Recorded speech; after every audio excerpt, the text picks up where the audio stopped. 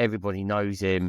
Yep. He is an absolute 100%. legend in my view. I've known him for many, many years. So please welcome to the Groove Junction.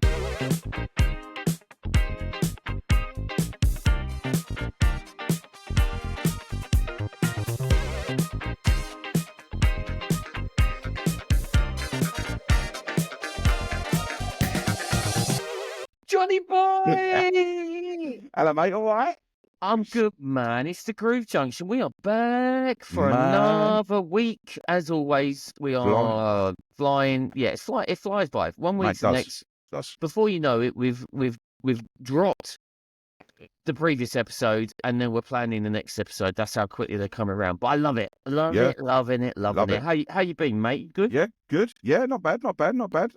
Yeah, I had quite a chill weekend, actually, to be fair. It was quite nice. I had a 40th birthday in Southwold and Ferrers, which was really good. About 100 people, had all lights out. Beautiful. Yeah, weird crowd. All the boys wanted like your garage and your house music. Good.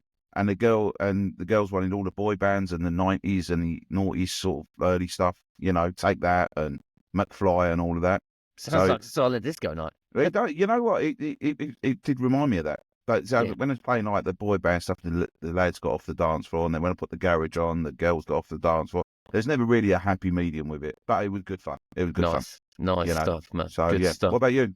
I know you were out and about. Yeah, we were Coventry Cathedral, another silent disco there. It's the third one that I've done there. The third time we've been back there. Triple decade night. Had Brad and Soph on stage. Brilliant. Three of us had such a good laugh actually. Way much better laugh than what I would do if you were there, John. But anyway, that's rub that one in. No, it was a really good. It was a really. Hold on, hang on a second. Hold on, he's just grabbed a nap. Just dry my eyes. Just dry your eyes, mate. Dry your eyes, mate. You know what, Matt? I'm not being funny, but I don't want to be nasty or anything to you, right? Because I'm a nice guy. But one of the reasons that I joined the silent disco crowd, like the crowd, cool. The organisation, was to get away from all the abuse at home. And I find myself being abused just as much by you. Now, see, you take a little swig of your Ribena in a wine glass. Yeah. So posh. I'm just, I'm just trying to up the highbrow of the content that we're delivering on. Anyway, you ain't gonna up it here in Essex, mate. I'm telling you, we've got plastic bowls. Plastic bowls for water. But Coventry was a really good night. Sold out 2 sessions, 750. We sell out every time we go to Coventry, and it's great. And we're going back there again next year, which is great. Yeah. It's big as well, isn't it? Very big. Yeah, it's a fairly new cathedral, but it's high, massive, really high, and quite wide as well, which is really good stuff. But we exciting news. I have been trying to get this guest on the Groove Junction for ages, absolute ages. His schedule's all over the place, but we've managed to pin him down. Pin him down like a WWE match. Yeah, whatever that is. But yes, we've pinned him to the canvas, and he is ready to unveil his life story here on the Groove Junction this evening. I don't think we've got time for that. Well, we're going to try and squeeze it into the hour, that's for sure. That's the main thing. Are we ready? Should we get the guest on? Absolutely. I'm looking forward to this. Go on then. I'll see you after the break then, John. After the break.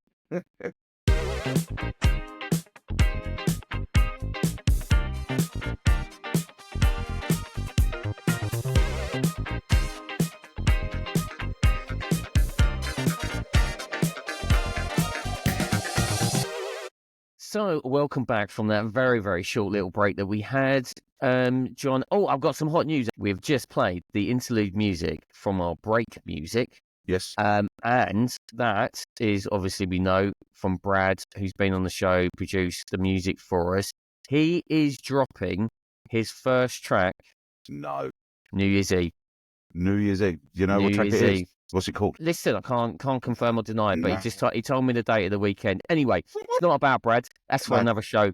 Okay. We have got our guest on, and like I said to you just before we went into the break, we've been desperately trying to get this guy on for some time. He is royalty. I would say royalty. Right up there. Right up there. Absolutely. Royalty from the highest level in relation to what he's doing. Everybody knows him. Yeah. He is, if you're not in this man's circle, then you need to be. The man is an absolute 100%. legend in my view. I've known him for many, many years. So please welcome to the Groove Junction, Mandla, DJ 247. There he is. Oh, wait, there's my man. Hang on a minute. Hang on. Hold on. Let me just get that on there. Right, I'm ready to go. What's he got on his head? Security tag. Security. Did you see 247's TikTok the other day about his bottle of wine from Tesco? I did, yes. Yeah. So I thought I'm coming prepared. It's I know coming what security tag, because sometimes you got to turn up with the stuff, you know, you got to let them know that, you know. That's how the bottle comes on. Headphones. Security tag. Oh, man. Hey, guys, thank you so much. That introduction was epic, guys, man. Jeez, you had me over here like, wow. You deserve it, man. You deserve it. Listen, look, it's great having you on, and like I've just said, we've been trying to get you on for a number of weeks. You are so busy. Pinning you down is hard work.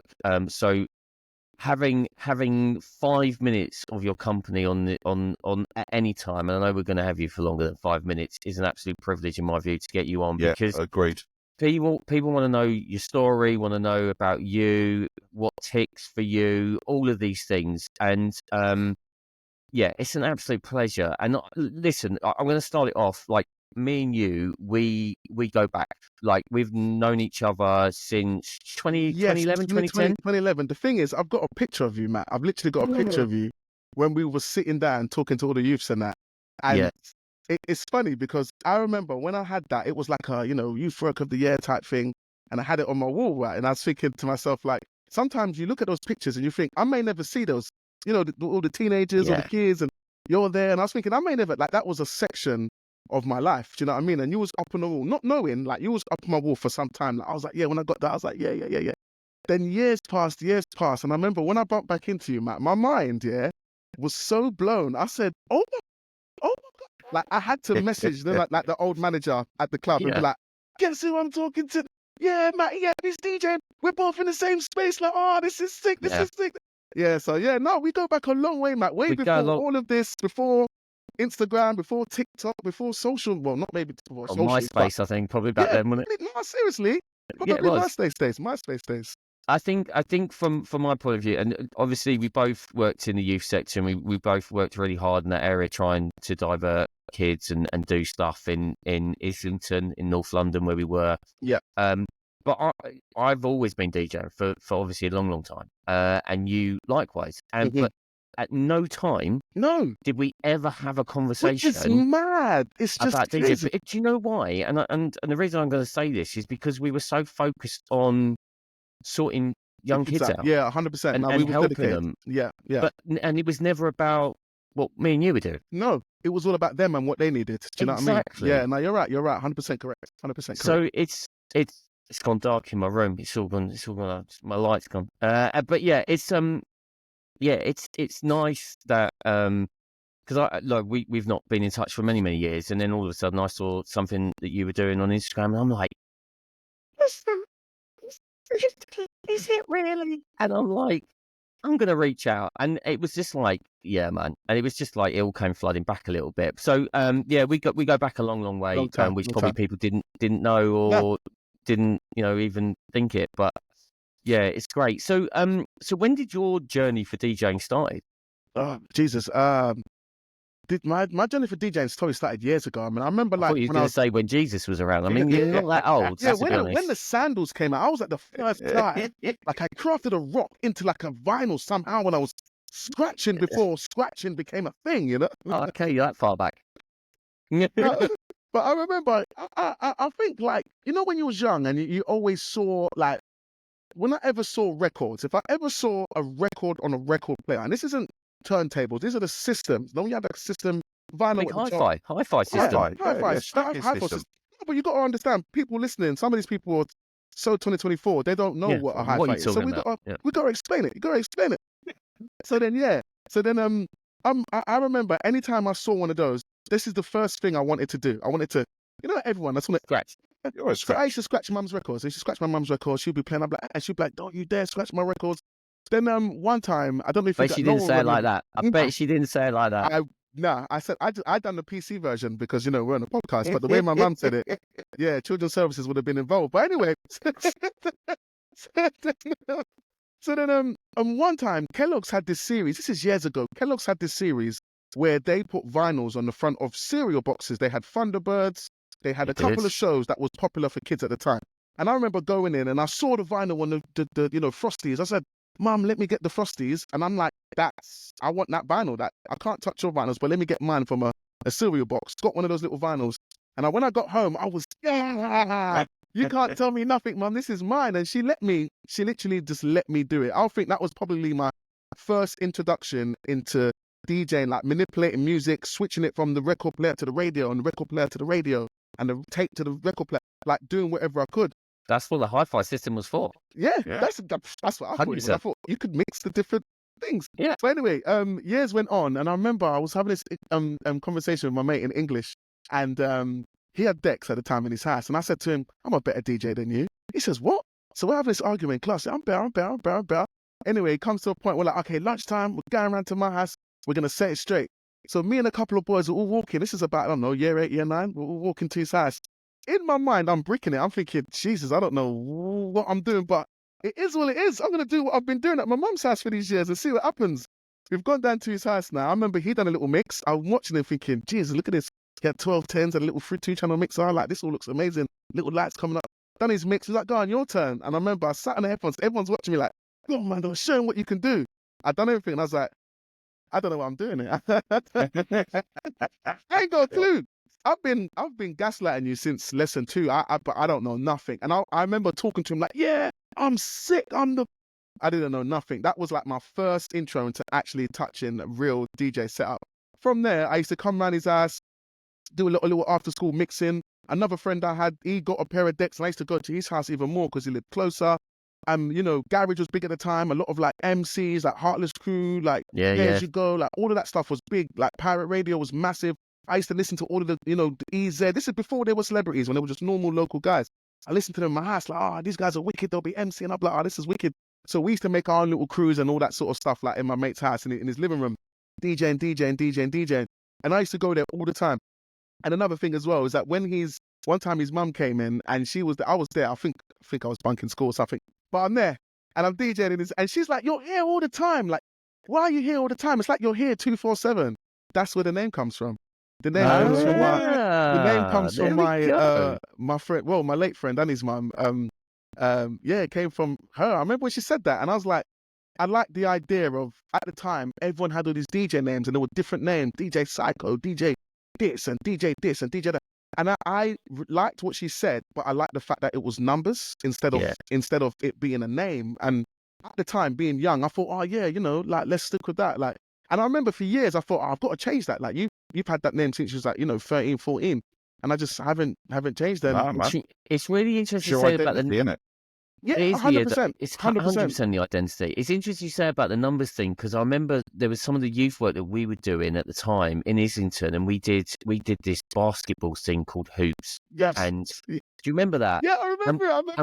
And we got and this is how far it went back. We got a DJ from Choice FM, which is now Capital Extra. Yes. Like, I think Choice went into Capital Extra. Yeah, it went, and they bought it off. And his DJ name was 279.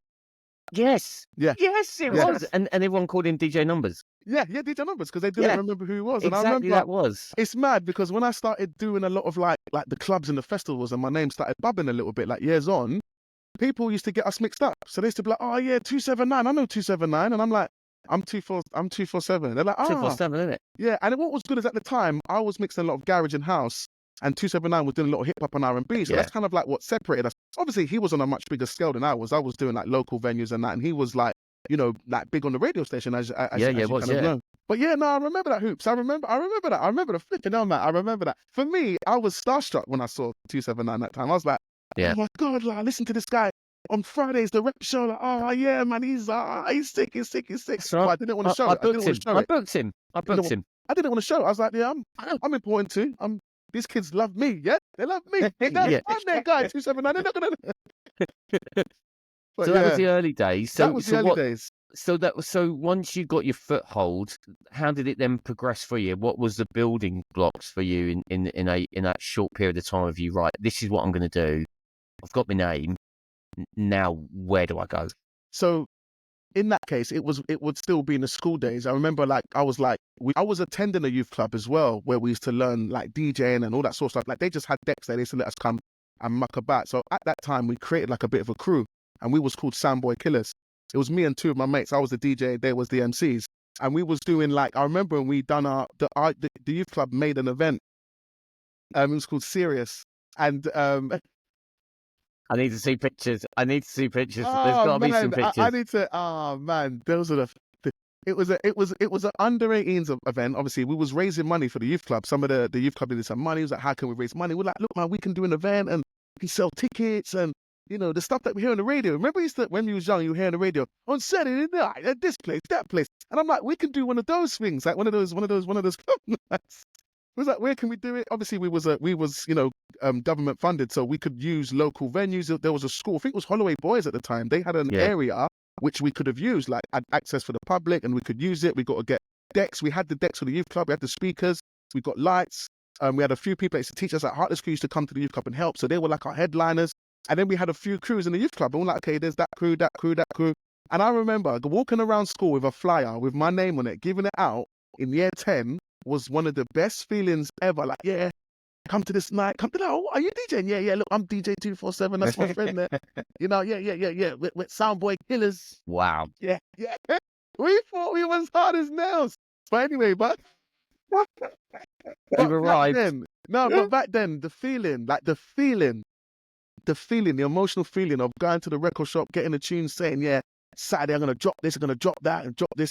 And you're watching the people before you and they're DJing, and you're like, oh, he's dropped that song, I've got it, oh, I can't play it now. And what am I going to play? And then when your time comes, you're dropping bombs. And I had a couple of exclusives and things that I got from the record shop. So they said, look, this has just come out today. I'm like, today? He's like, yeah, today. So you're only people, like, we've got 7 copies. Every other record shop's got 7 copies. Literally, that is it. So it's like, there's a 90% chance wherever you're DJing today. Obviously, you thought I was DJing somewhere like proper. I'm DJing in a youth. It's a youth.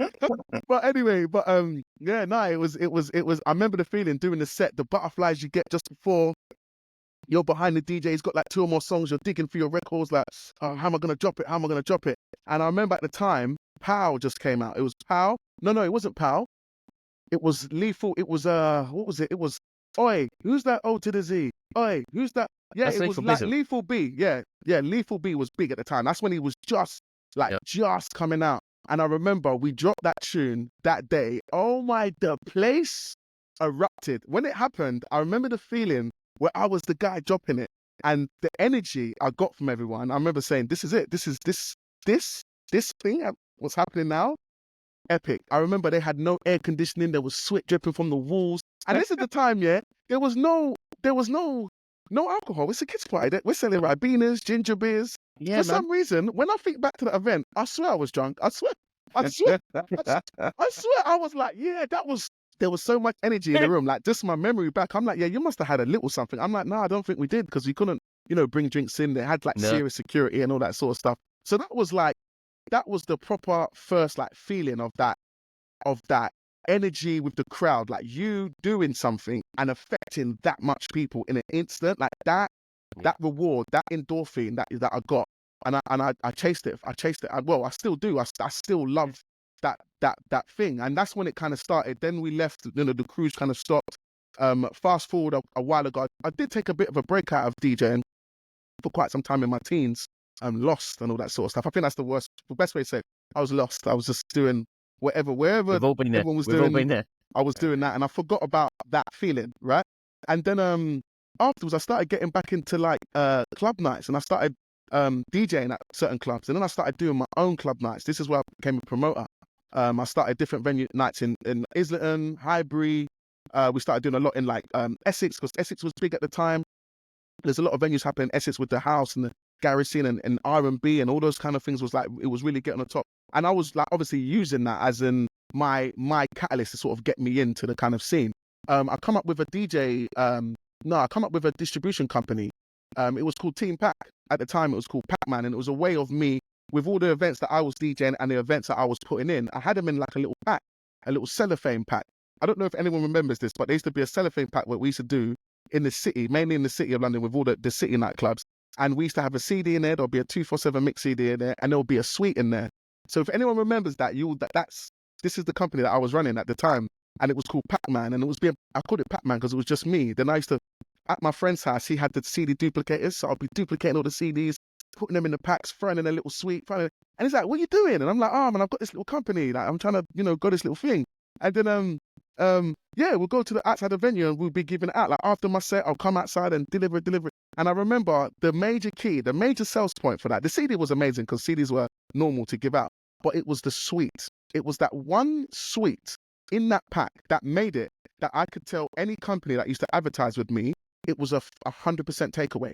Every flyer I give out doesn't end up on the floor. You never, at the end of the night, you'll see flyers all over the ground, but you would never see a pack on the floor because it had value inside. There was a suite, there was music, and there was events. So yeah, man, that was big. And then that builded the 247 name even a bit more. But I remember there was a time when slightly it fell off a little bit because I turned into Pac-Man because all the venues knew me, security knew me. Yeah, John, you would have known me. I would have been like, yeah. And like my thing, I used to always come to the front and give the security CD and the suite. So there used to always be like, should be. You stand wherever. I did that. One, it creates connection for you and the security. Two, you're 100% looked after. It doesn't matter what happens. It's like you've got to make with anyone gives me any problem, the security is to give them hell to pay. And two, it builds that rapport. You start to build rapport and the networking can kind of start. And then, I turned it to Pac-Man, but at the same time I was 247. So sort of my marketing was like, if you book me, you have to book me and then you have to go in my pack as well. So that was a good way of upping my income because I was already distributing for myself. I used to be like put yourself in there and advertise yourself, and I'll push you as well. So, yeah, man, that was 247 in the the bar club world. That was that area, man. So the mixes that you were doing, so how were you recording them? Straight into CD. Yeah, so back then it was a CD recorder. I had a CD recorder at home. Yeah. Do you have one of those big towers with loads of different CD layers, or were you doing one at a time? No, it was one. I had the tower, so I used to make the disc. I used to make the recorder, but then I used to go to my friend's house. Is that you saying the towers? The towers. We bought a 12-tower duplicator. My sister borrowed me some money. Bless her soul. I remember telling her my little dream. I want to be this DJ and I want to do this. I want to do that. And she's like, "Oh, how are you going to advertise yourself?" And I was like, "Oh, the best way what people are doing now is CDs. Like you give out your mix CDs and people play you and cars drive by and you hear DJ 247 live in the mix. Like you hear, I used to be like, so she was like, so what do you need? What do you need? I'm like, I need a DJ set up. Like I haven't really got anything. I had some secondhand timetables at home, some Newmark things that there wasn't really all that. And she goes, "Oh, what do you need?" I said, if I got myself some CDJs, because CDJs are in now, like vinyl's kind of leaving, and I can't afford vinyl, but I can LimeWire, I can Napster some CDs. LimeWire. I can Napster a couple of CDs and that. And then she was like, "How much do you need?" And I was like, I kind of gave her a bit of a math. And then she lent me $2,000 to get off the ground. With that $2,000, I bought myself 2 Newmark Access 9s, if anyone remembers. I bought myself a Newmark 2-channel mixer and I bought myself a duplicator, that 12 rack duplicator, so I could just promote myself. Sticking that master one at the top, and then it does them all at the same time. And then as soon as I remember doing it because as soon as it was recorded, literally they would eject out, and it was like done. And then literally you'd get that marker pen out and you'd write your name on it, the date on it, and that was it in a sleeve, plastic sleeve, and you were away. I did exactly the same. Well, that was it. But back then, that was such a powerful tool because you was inside people's cars playing all day, every day. If they liked the mix, it was never coming out. I remember I used to start hearing messages of like, someone stole the mix from my car. So now someone else has got it. Someone would be like, "Oh, this is a good CD." My car gets robbed. My car gets robbed, and the CD's gone. The CD's the most valuable thing, but it was like wicked feedback to hear like, someone stole my CD. Like, do you have it on SoundCloud? And at the time, well, obviously I never had that much money, so you had to pay for an unlimited SoundCloud. So I could only have one mix at a time on SoundCloud. You had a maximum of 120 minutes. I don't know what it's like now, but yeah, you had a maximum. So I remember I could only have one mix at a time on SoundCloud while I was distributing the CDs. But yeah, man, those days were.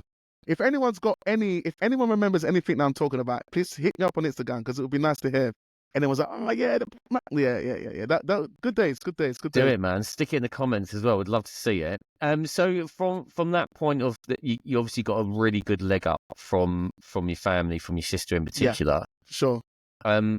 What was the next avenue? Clubs, getting into that footstep. Yes. The reason I asked that question is because we've had a few guests on, and I want your perception on this.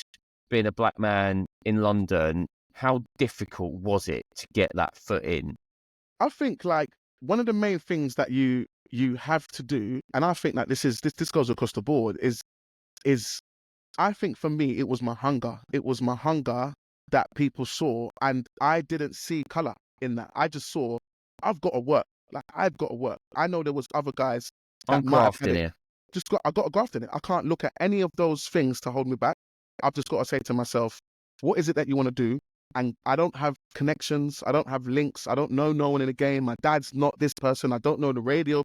Like some people that were further in the game, they had like their mum was part of this record label, or they had someone that could give them a foot up. Do you know what I mean? And I had no one, so I just had to kind of like graft it all from the ground. And I think like at the time that mindset, and even till now, still does me good. I know that my mind is always still, even till now, is that if you don't get up and get it, it's not going to come to you. You have to go out and get it like relentlessly. You've got to do some of the things you don't want to do. Do you know what I mean? But the result will prove itself in the end.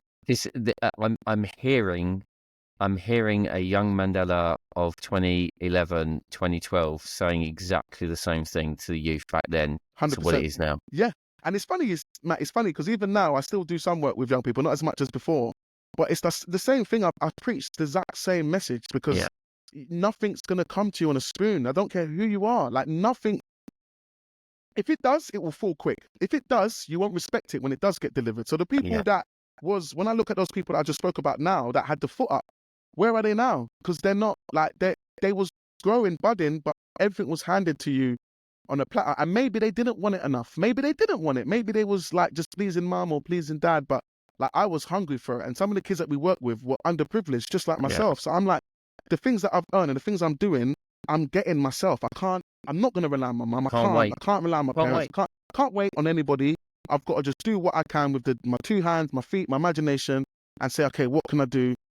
Sister helped me massively, because if I never had that man, I don't know what I would have done. But she gave me the output, something to be able to be at home, make a product and distribute, not to sell, because obviously you couldn't sell. But my thing is like your name, get your name out there, and the rest can do the work. So this is another reason why I said to myself, I'm staying 247. Even when I got into the wedding space, I said, oh, maybe you should change your name to your, and I said, no, this is who I am. It's who I'm always going to be.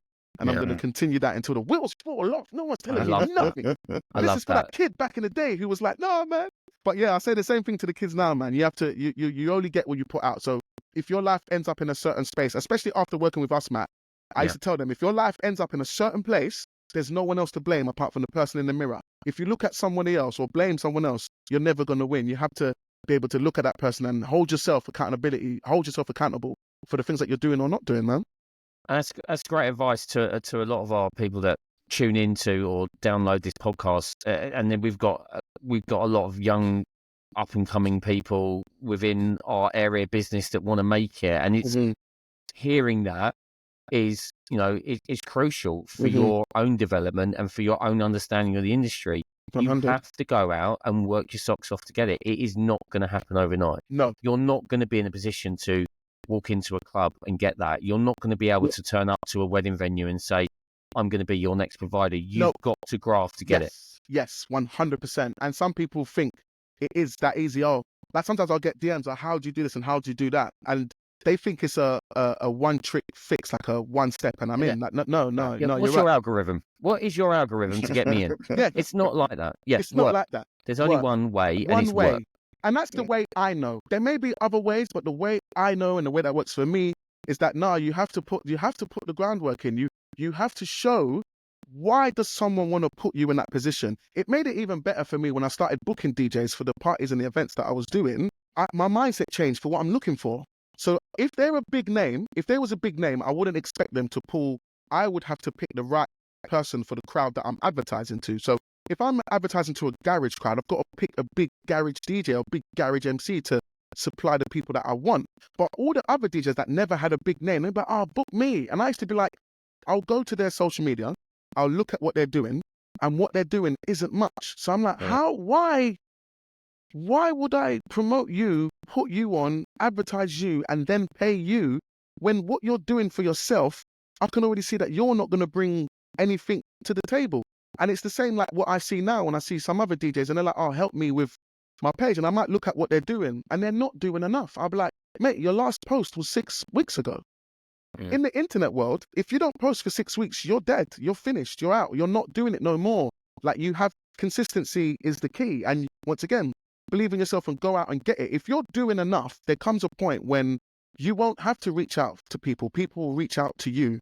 And if you can get yourself to that level, which, don't get me wrong, blood, sweat and tears, but if you can get yourself to that level, it becomes an easier place. Because when people are asking you, how much is your fee, rather than you asking someone, can you put me on?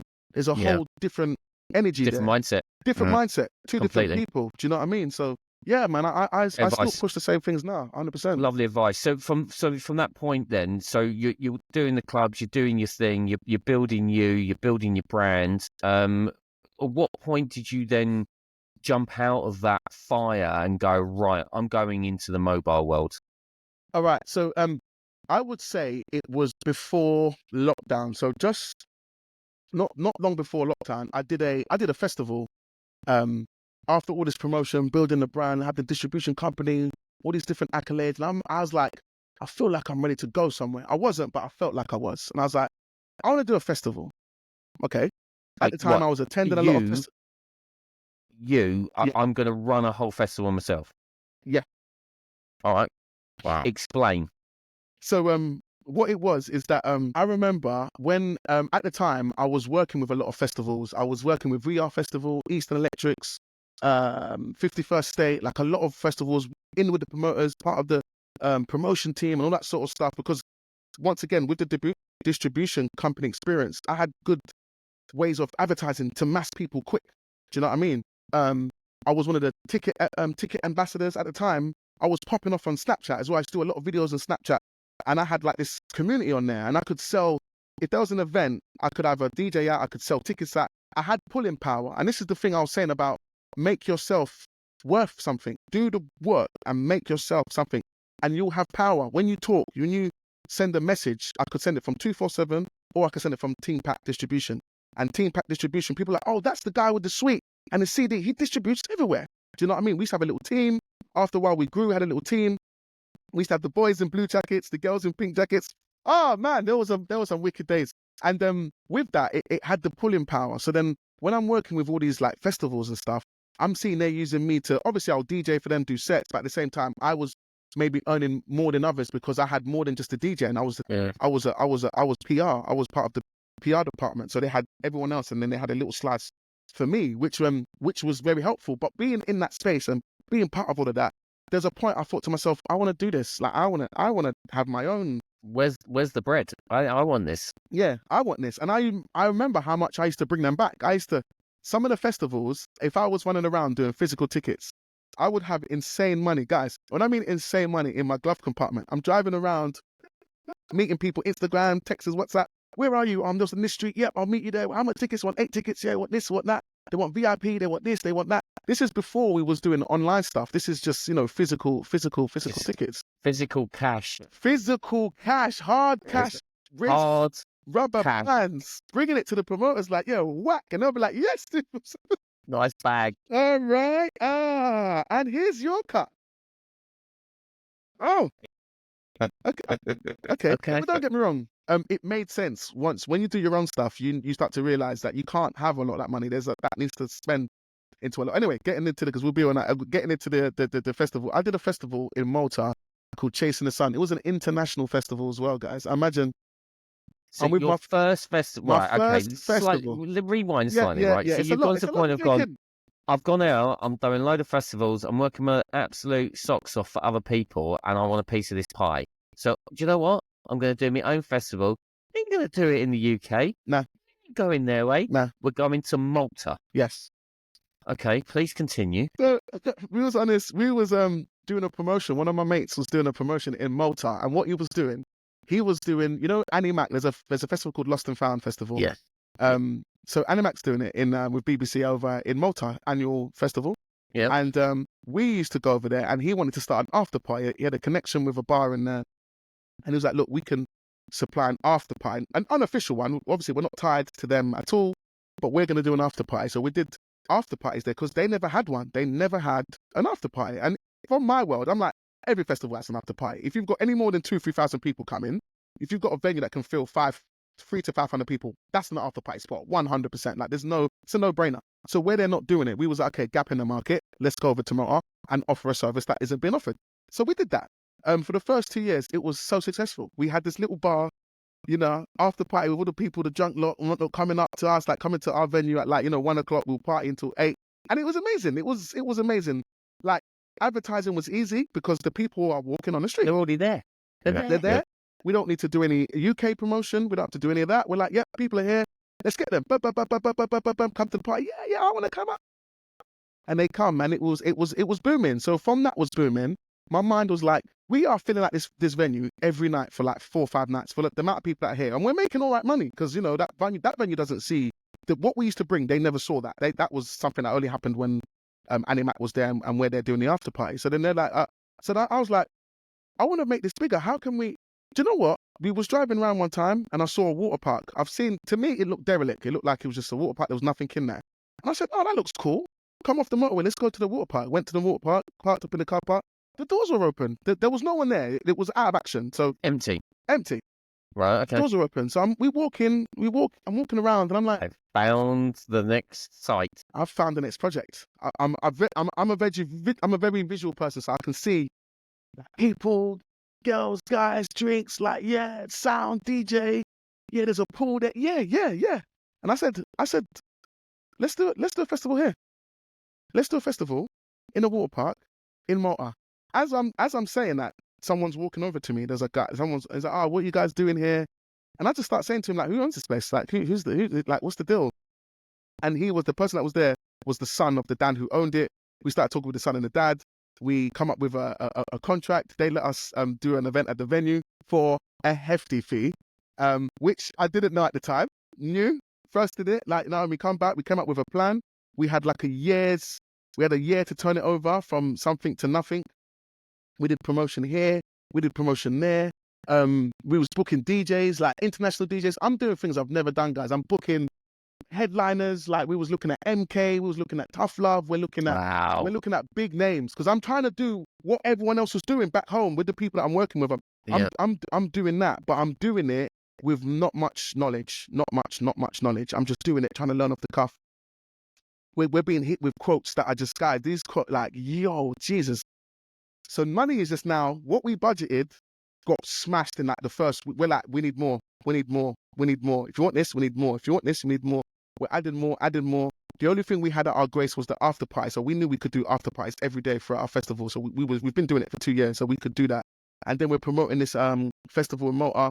We're flying people over, flying over staff, doing contract with hotels, booking out rooms, selling tickets at venues. There's corporates that are buying tickets in bulk. We're doing discounts. We're doing everything we can. This is me, my business partner at the time, and my missus. It was us three running a festival in a water park, which afterwards I'm finding out no one does because just our insurance bill, guys, for that event alone was close to 10 grand just to insure the night, because they're like, the reason people don't do this is because of this bill. You want to have DJs near a swimming pool with people swimming and electrics near water. Are you mad? Oh man, it was a massive dream. It was a massive dream. We had a water park on the first day. The third day we missed a day. Then we had another day. We had a boat party. Then we missed a day, and then the last day we had a closing party. It was crazy. It was a lot of headache, a lot of stress. It was a lot of everything. Anyone that's been part of a festival would know. Usual festival team has a minimum of 30 people involved in this thing. You've got A&Rs, you've got everyone and their mum's dog. We were 3 beginners with a dream. The dream was big. The dream was big. And the end result of it? The end result, on success, we made it happen. We had a festival in a water park, 3 different days, 6 after parties, international DJs booked, staff, ticketers, everything sorted, transfers, cabs, coaches, after school, everything, excursions. But we done the whole shebang, but we didn't get the return. So the idea is that we took the... Took a hit. You took a hit. Not even a hit. We never took a hit. We never took a hit. We took a booting every day. Every day. No one knows the feeling of being at your own event and by the hour, you're losing almost £1,000 by the hour. It was a lot. Wow. I'm feeling for having you, to smile through it because there's people there. The numbers that we was wishing for wasn't there, but nevertheless, there was people there. So people that have believed in what we said throughout the year, people that, watched the journey, people that was there. Another thing that hit us at the time, there was a movie that was big on Netflix called Fire. I don't know if you ever remember. It was a Netflix special called Fire. And what it was about was Ja Rule and this other guy made this festival, which was like, we just made this dream festival and da-da-da-da. And the story of the festival, was they did it and then they didn't deliver. They sold all these tickets, they got influencers involved, all this stuff. The PR was major, but then when the festival happened, they never had toilets, they never had water. It was on a deserted island. Like it was a crash. If you ever get to see it, watch Fire on Netflix. I don't know if it's available, but that movie was out. It wasn't a movie, it was a documentary. That's what it was, a documentary. And at the time that was out, and I remember in our comments, people used to say, this is fire. This is fire. This is a fire. Because we never had no track record. If you searched up the festival, there was no, what was the last events that you did? What was the last events? We never had no history. There was no build. There was no build. You went straight to the top. Went straight to the top. People were like, don't get me wrong, this sounds epic. But how is this gonna, like, you, and then when you search, it's not like we had like sponsored by this company and this company's involved and that company's involved. If we had all of those accolades, people may have believed in it a bit more. So looking back on it, I can see why honestly, in hindsight, you can look back at your last actions and be like, oh, of course, that was never gonna, do you know what I mean? But one thing, I look back at myself and, because coming back from that, I hit a deep state of depression. I can't even lie to you guys.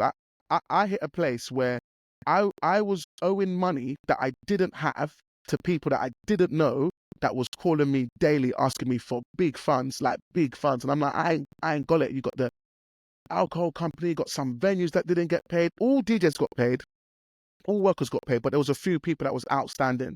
And those people were stressing me. And I remember sitting in my room and I was like, how am I I can't, with my little job, I can't, my job just supports what I do. I haven't got any, how am I gonna, and that, I remember staying in my room in the dark. I didn't want to come out. I turned my phone off after a while because the phone used to give me mad anxiety. As soon as it rang, I used to be like, who is that? What do they want? Who's that? What do they want? And funny enough, coming back from it, there was a lot of people that was like, congratulations, bro. Like, you did it. But I didn't feel that. So what people saw on the outside and what I felt on the inside were 2 totally different things. Like that, for me, it was, I couldn't do it. I remember just like turning off my phone. I didn't want to see light. I didn't want to leave the house. I remember I stopped eating. Like you're in your own mind. You're just in your mind. It's a proper dark place. And if it wasn't for my missus, I don't know where I'd be today. Like I think I would have done something stupid because my mind couldn't think of an exit. I was like, you were backed into a corner completely. Backed into a corner. I had loans. I had so many loans, guys, and even the loans I couldn't pay anything. I couldn't pay for none of these things. And yeah, man, I went into a dark state at one point. Well, yeah, for quite some time. The missus came through. She got out some more loans. She's like, look, we can do it. Like, we got to look after your friends. So like, pay all your friends first because friends are so important. So she got a loan, hefty loan, paid the friends, done all the stuff. Set up a payment plan with a lot of the other companies. started to like see a bit of like, okay, there's a, you know, a bit of a managing thing to here, you know, crisis management. And on the outside, no one knew. No one knew. Everyone thought it was like, you know, year one. Like, I remember a lot of people was like, bruv, you did it. Like, this is you. But I never felt that. I always felt like I failed. I failed. I nearly lost friends. I did lose some friends along the way. I lost money that I had, that I invested, that went straight away. I lost money that I owed. I had loans on my name. Like, my credit was finished. My credit scoring was kaput. It was hell. Some dark times, man. Proper dark times. And I think a year, that was 2018. 2019, I remember I was like, I need to get some money in. And another thing, it's funny because I don't really get to talk about this, so I'm like reliving some moments. But another thing I remember is when I was embarrassed to go back out to the club night. Like, how I was looking at things was very different to how everyone else was. So like, Pac-Man 247, and now I'm this international festival guy. Like, what is that? But I didn't feel like that. So when the venues are calling to book you for this and that, because your brand is now, you know, like, you've done something big, like it's been recognized, and I didn't feel like that. So I didn't want to be seen. I didn't want to get booked. I didn't like when people bigged me up for it, because I felt like I didn't deserve it. I felt like I failed. Social media makes it look like I'm a success, but I was going to top myself a couple of months ago. Internally, financially, I was done. Partner, family-wise, family-wise, you've hit the bottom. Finished, and I can't see no way. The what I was earning at the time, that was never gonna pull me out of a hole. Yes. I didn't see it, and then I was down, and I remember my missus. She was like, "You need to get back out DJing. Like, you need to." I'm like, "I can't face no one, babe. I can't. I'm not ready. I'm not ready." And she's like, "All right." She's like, "Look, there's a group that no." She's like, "There's a DJ that DJs. She works in the city in insurance. There's a DJ that DJs at a bar. Some DJ." She's like, "Yeah, there's a DJ. He DJs at a bar, and like, maybe if you don't want to be in your scene, I get it. You don't want to see those faces, but maybe just be around people and get that energy, that thing, that, you know, that thing." So she was like, "Okay, like, I'll just get you DJ at bars. Like, at least that way you won't be in your industry." Yeah. So I reached out to this little, I messaged him. He's like, "Yeah, man, like, do you have speakers? Do you have a rig?" I never had no rig. I never had that. I'm a club DJ. I do festivals. I'm a promoter. I don't have those things. Like, "Do you have these little things?" I said, "No, I ain't got a rig. I ain't got any of those things." He goes, "Okay, well, I'll look for some plug and plays for you and this and that." I don't know none of this terminology. I'm like, plug and play? Rig? What? Speakers? What are you talking about? And then he put me in on a group. He put me on a WhatsApp group. And people are in there talking about gigs and all parties, and they're sharing stuff and how much you charge. And I remember looking at this group, and I didn't get what was happening because I don't understand the lingo. The way they were talking in there, I didn't know what these things meant. And a lot of them was like, do you... So I was like, "Yeah, I'm free." But they're like, "Oh, do you have a rig?" And I'm like, "No." And they'll be like, "Okay, maybe we can get someone to supply you a rig and this and that." Then there was another guy who went in there, and he's like, "Look, man, I'm looking for a DJ." And I said the same thing, "I'm available." And it goes, I goes, "Great, do you need a rig?" He said, "No. Like, we've got a rig, we've got lighting, we just need a DJ, so plug and play." I said, "Okay, I've got a laptop, I've got a controller, yeah, I can come and..." I was like, "Cool." So then he comes off the group and I get his number and he's talking about, it's a wedding. It's a wedding and I'm part of the band. I'm the singer for a band and we need a DJ to do the filling part. I was like, "What? Like, just do an hour here?" And yeah, that's all you're going to do? I was like, "Yeah, no problem. I'll come and do that." That was my first DJing in a wedding, because I remember in a wedding, no one's going to know me. That anxiety kind of stuff hit. So I started doing some wedding gigs with a band. This is called the London Function Band. So that's the band that I was part of. And I was out with them, and I used to be their filler, and I used to just play what I thought was right. I used to act what I thought was right. So I was very timid in my DJing style because that's what I knew. That's what I saw. And once again, at the time, on my Instagram, I didn't want to mention that I was a wedding DJ, because from what I saw of wedding DJs, it was an embarrassing DJ position to be in. From the world I came from, that guy's, I don't want to be that guy. But at the moment, I'm this guy, right? So I'm learning my field. And then I remember one time they performed to a crowd. The crowd was a bit lively. So then I'm seeing, like, I'm not going to play my usual. I used to play a bog standard set, like it would be disco. And then later on, I'll play, like, it was a basic set, 90s and noughties and disco, 90s and noughties. And that was just like it just worked. So I just used to stick to that. One time I said, "Forget that. These lot," someone asked me for a garage tune. I said, "What did you say?" Sorry. What? Yeah. You want what? Yeah. And I'm like, "Okay, now what do you want? Do you want proper garage or do you want fluff?" Because in my world, there's fluff Let's proper guy. She's like, no, I want a proper. I want a couple of those songs, but I want like She mentioned a few DJs. I said, say no more. I changed the selection and went into my old DJ 247 selection, and I messed the party, guys. When I mean excuse my French, I effed it. When I mean I effed that party, it went off, strobe lights, everything, like the energy. It was the same thing that I felt back at that party when I was like, you know what I mean, when I was like 14 years old. I was like, what? I never knew you could do this at a wedding. Look at them. They're getting mad, ties off, they're raging. I went into drum and bass. We done jungle. I done an original club set that I used to do at a wedding. And when I saw that, I remember filming it, and that's the first time I posted it on my story on Snapchat at the time. I posted a story on Snapchat. And then when that happened, that's when it popped. That's when I was like, nah, you can do what you want to do. You don't have to be that DJ that had that stigma. You don't have to be that. You can just be what you want to be. And then, yeah, and then from there, man, it just grew. I left the band. I went along solo, started a company, which some of you saw 2 years ago. Yep. And here we are, man. 247, got an events company. We're growing. It's a ride, man. You've been on a ride. You have been on a ride, man. A journey. Even when it comes to some of that debt, funnily enough, it's still not finished. I've got at least 4 months left, and everything is at ground zero. And people don't imagine what it's going to feel like when you're done, John. Like, you know what I mean? From where I was, there was a time, guys. I swear, I don't think I'd be here. Do you know what I mean? So, ending that and coming to the end of that, and what's currently happening for me now, wow, that's the real belief of what I've been saying to the kids, Matt, like we were saying earlier. You have to go out and get it. You can't sit on your ass and wait. If you do, nothing's going to happen. You have to. And that's what I did again and again and again and again and again and again. And here I am now. I've learned a bit more. So, I won't be, I don't believe in, I don't believe in loans, but I stay away from loans. I stay away from all of that and just do what you can with what you have. Yeah. And everything else will come, man. And this is where we are now.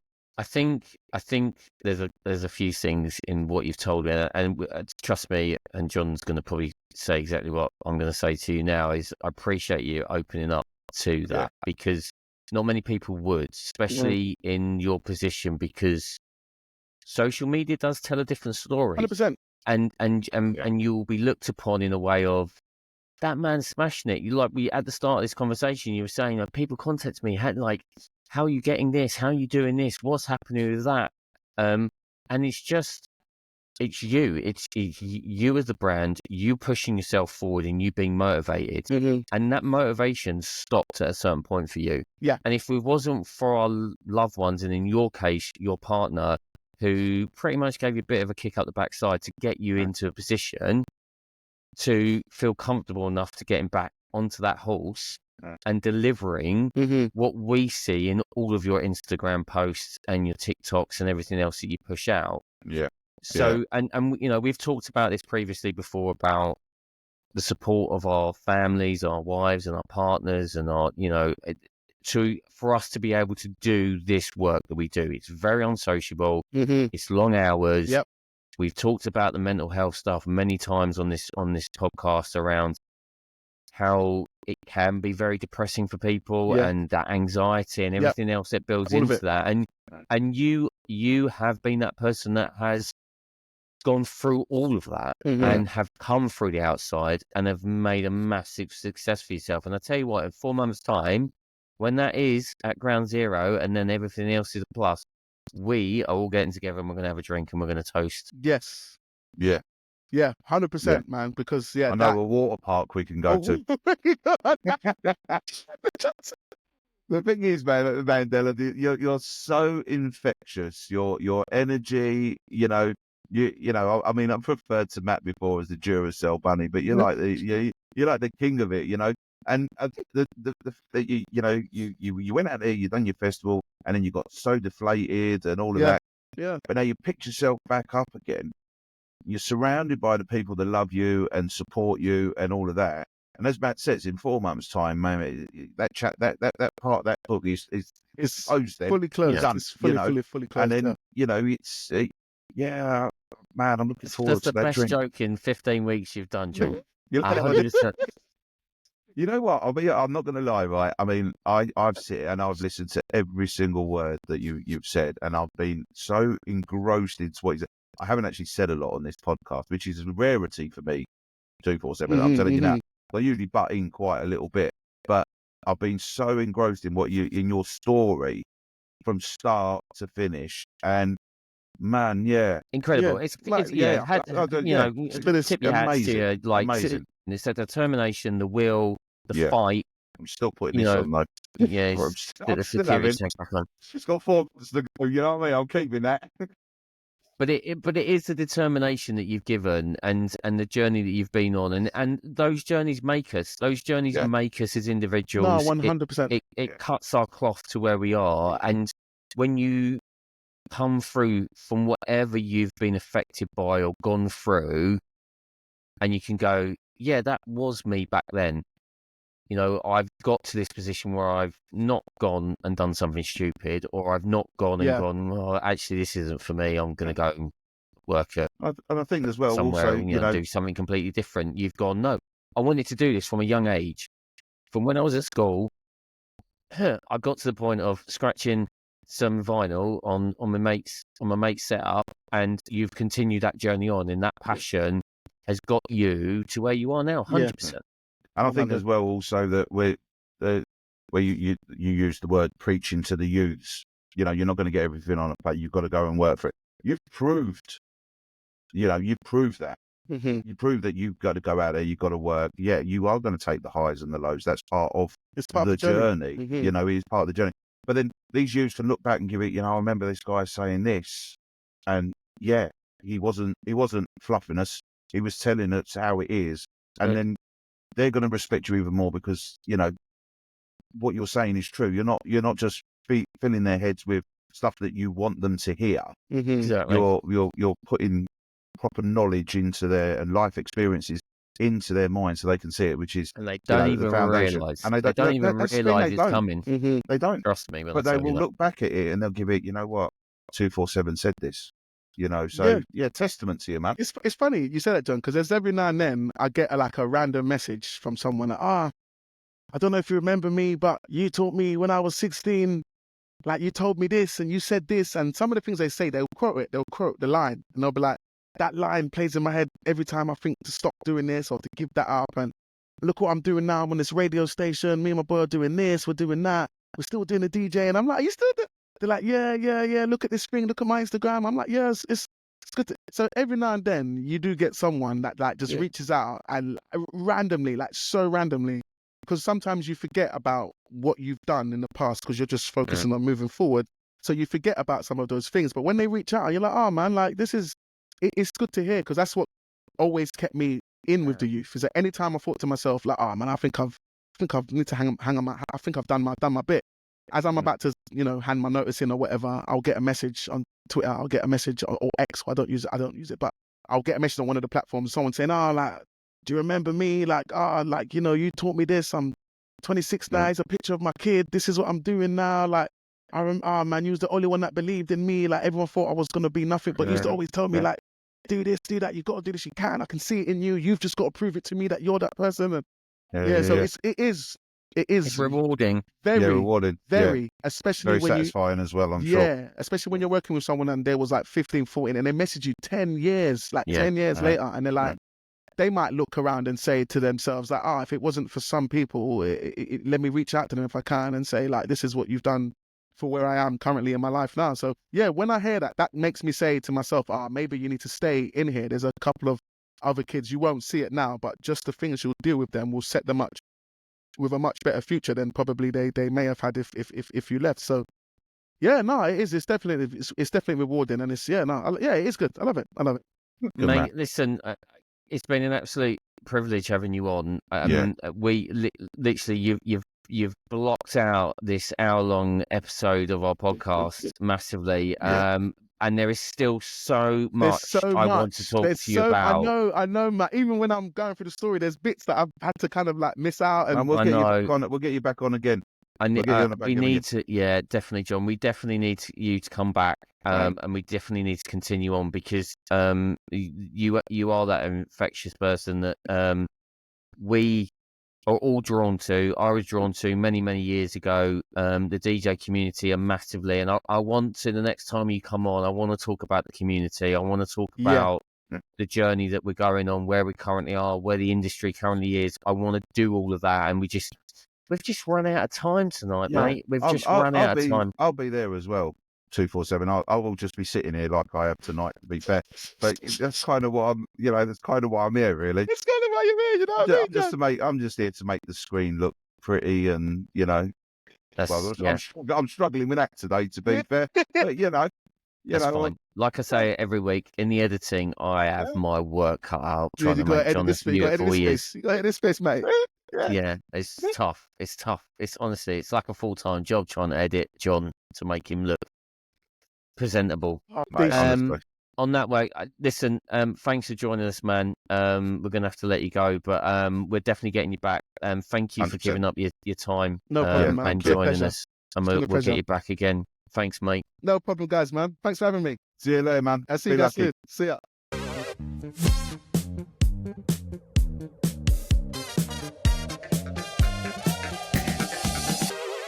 Well, wow. Mind-blowing stuff. Totally.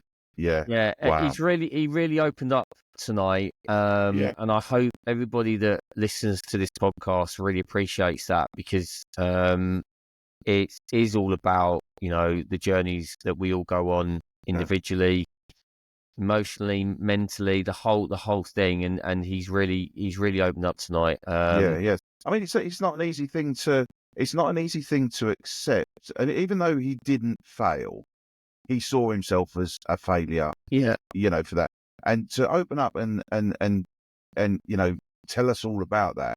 I mean, that's a lot, man. That's a lot. I'm gonna say it now. I'm gonna say this is part 1 of DJ 247 on the Groove Junction. There is still so much questions that we want to ask him, and I know he wants to talk about, and we want him to talk on our show about. So 100%.